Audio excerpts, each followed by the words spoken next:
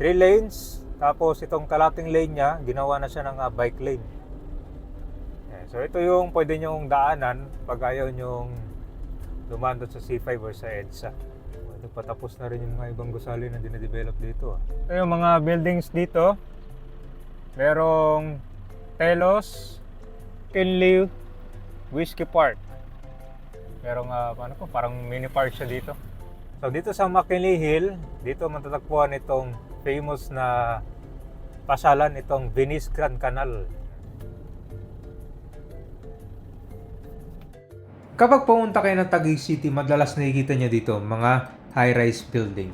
Itong city is one of the Philippines' cultural, financial, high-tech, and many more. At alam nyo ba na merong mini farm dito sa BGC? Ito yung malapit sa St. Luke's. Dito naman pwede ka magtanim, marami kayong mabilan ng mga plants, mga seeds, at iba pang mga supplies. At alam nyo ba na kilala itong Taguig dahil sa Fort Bonifacio?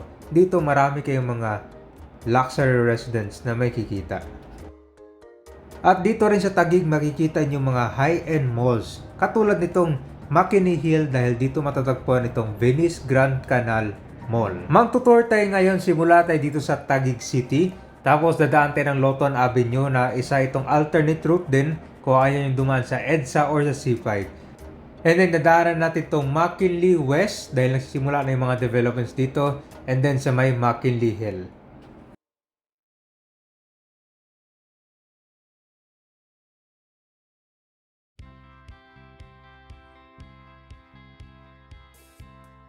Nakikita nyo ba yun? No?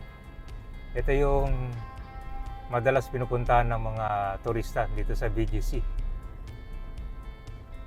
Yan, itong rotonda dito.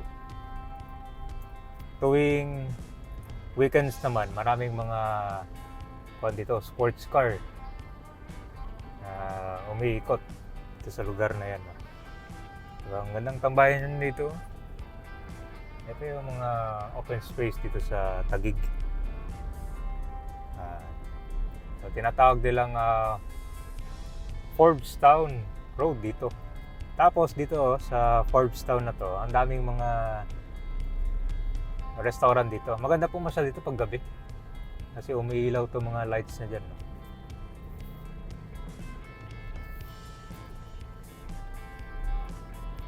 Diba, ang ganda oh.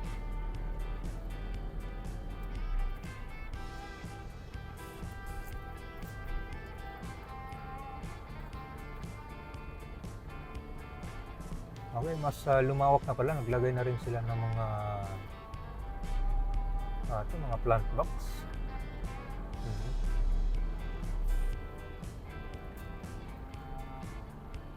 Ang pupuntahan natin ngayon itong Loton Avenue. So magtutur na rin dito sa BGC, tapos daan tayo ng McKinley West naman. Yan, so pwede ko i-recommend sa inyo itong sa Forge Town. Mga pa na kayo pumunta, mga alas 5, magandang kan. So hindi mo akalain na itong BGC na dating Philippine Army base dati. Well developed na siya ngayon, di ba?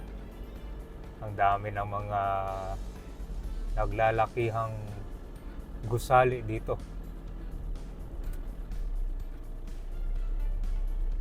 So dito yung mga residential condo units mostly dito sa area yan. Ito na yung pupapunta natin sa 5th Avenue. Ito pala yun, kalsada to. Forbes Town Road, dito na pala yun. Itong picture natin ngayon, alam nyo ba na itong Loton Avenue, napapagitna ito ng EDSA at saka itong C5.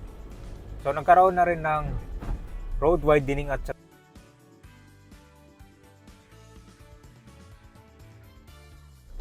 ito siya, dire-diretso na ito papuntang Loton Avenue. Na magsisimula dito sa 5th Avenue hanggang dun sa may Chino Roses.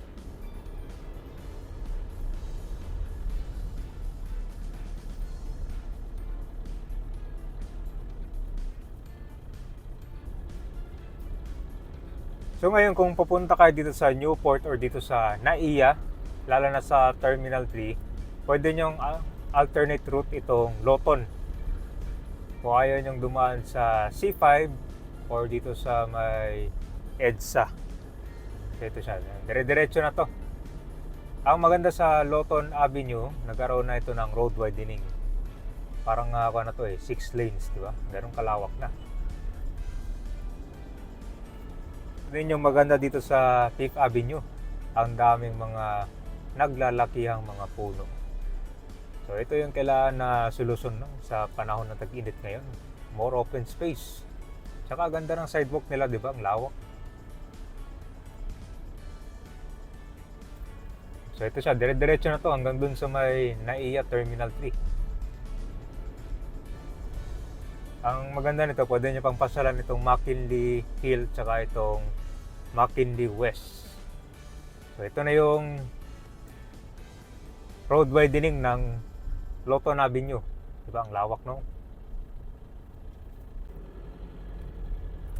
Ngayon, daanan muna natin tong McKinley West dahil dito nagsisimula na yung mga naglalakihang gusali. Kumbaga, construction boom na dito. Ano nga bang makikita nyo ngayon? I think meron na silang mga office dito na for lease.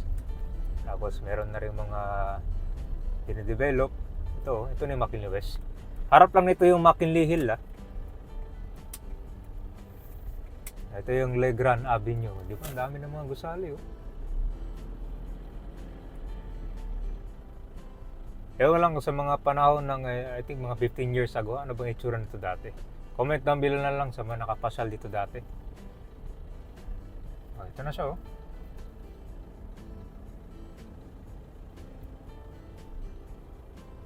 Ito patapos na rin yung mga ibang gusali na dinadevelop dito.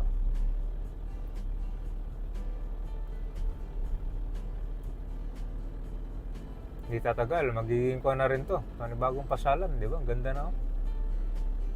Fully developed na yung sidewalk niya. May mga puno na dito, bawat area.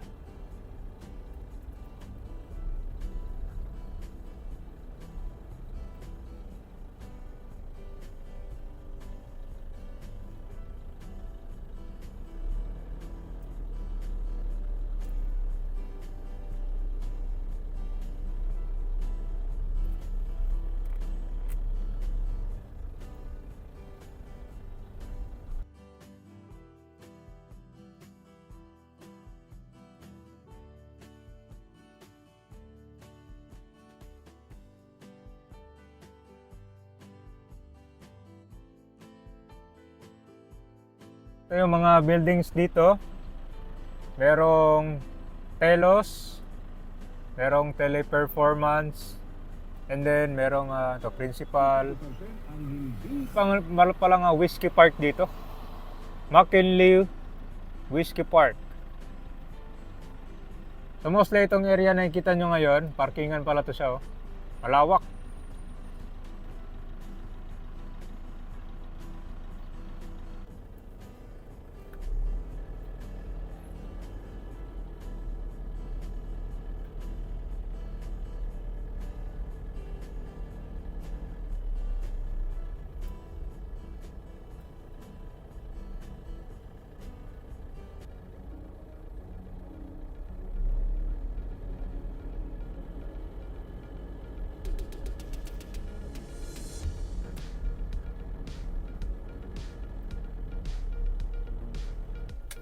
Ito, nag-U-turn lang tayo.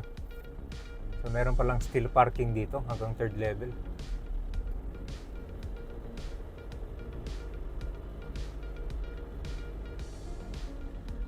Okay, meron na rin palang mga bangko dito sa baba. May mga na rin establishment.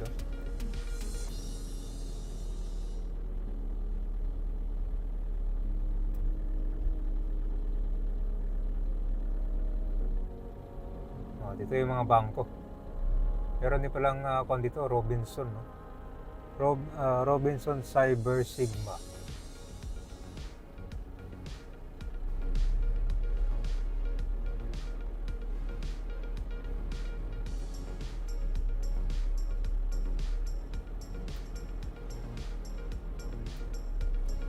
Parang merong open space tsaka merong parang mini park siya dito.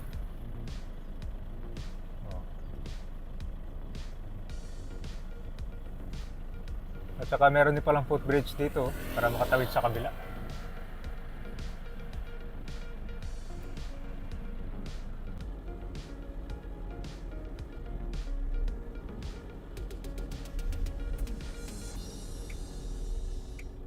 Dito naman may mga area pa dito na nakabakod. So, yan yung abangan natin dito.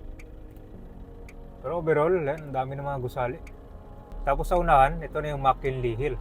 So dito sa McKinley Hill, dito matatagpuan itong famous na pasyalan, itong Venice Grand Canal. Dito yung sasakay kayo ng gondola. Di ba? Ang ganda ng nyo, sidewalk, tapos yung center island niya. Very modern tignan.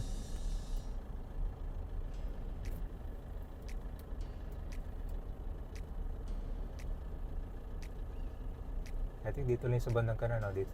So, unahan pa ba yun? Ano ba itong unahan?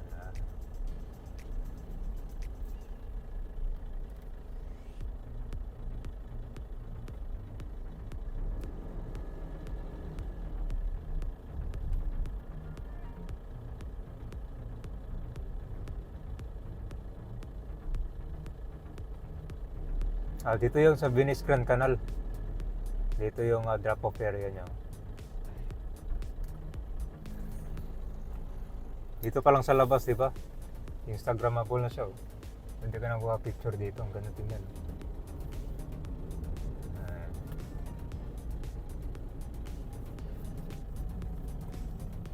Sa likod niyan, yung sakayan.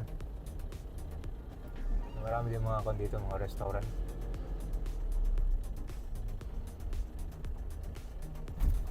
Yung parkingan niya naman, dito sa likod lang yan.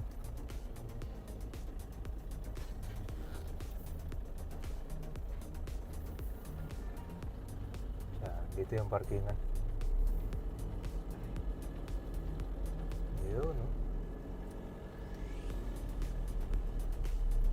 Nag-U-turn na tayo. Pabalik tayo ngayon dun sa Lotto Avenue.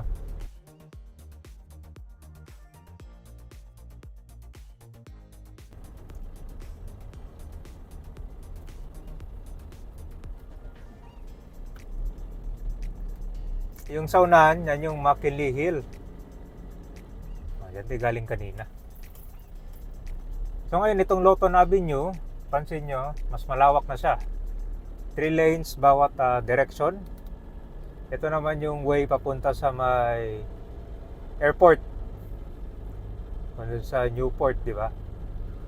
3 lanes, tapos itong kalating lane niya, ginawa na siya ng bike lane. Di ba?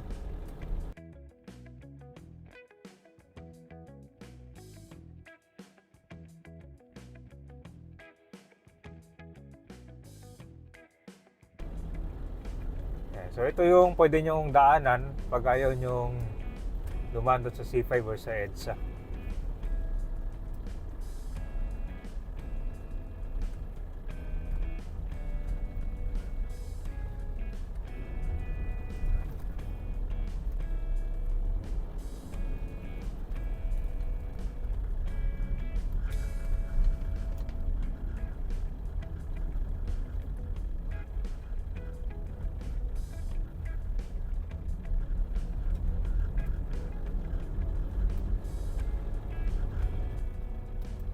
So meron din mga emergency bay itong Lotto Avenue extension. Itong road widening.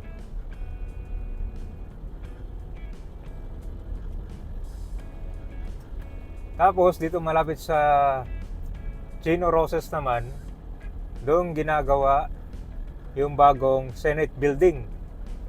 Kung di ko nagkakamali, mga 8.9 billion pesos ang budget. Ito lang yun, bago papunta dyan sa may rotonda. Ayun, yung pakanan nito, dyan yung bagong Senate building. Pag natapos. So ito siya, pag diretso, sa na to. Yan, sa taas, yan po yung SLEX. Dire-diretso ko na to sa Newport. Ito yung crossing dito. So ito, nakarating ka na papuntang NAIA Terminal 3. via Lotto Avenue, galing pa tayo dun sa BGC.